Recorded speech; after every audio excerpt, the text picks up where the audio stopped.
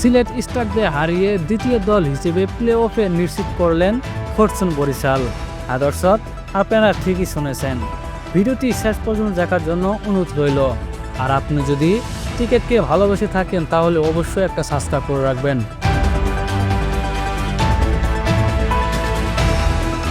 রোববার 26 জানুয়ারি মিরপুর শেরেবাংলা স্টেডিয়ামে টসে জিতে আগে ব্যাট করতে নেমে 116 রানে গুটিয়ে যায় সিলেট।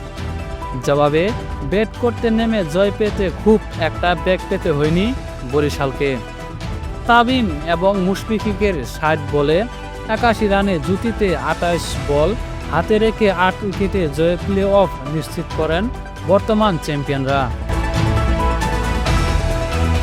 9 ম্যাচে 16 পয়েন্ট নিয়ে সবার উপরে আছেন রংপুর রাইডার্স।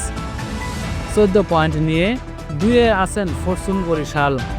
চিটাগাং কিংসের পয়েন্ট 10, তারা আছেন টেবিলে 3 নম্বরে। আর 4 নম্বরে থাকা খুলনার পয়েন্ট 8।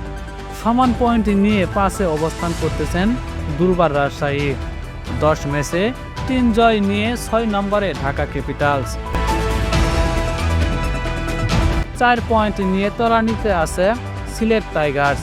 তো হ্যালো দর্শক, আগামী সেমিফাইনাল কে কে খেলবেন তা অবশ্যই আপনারা আপনার মতামতটি জানিয়ে দেবেন।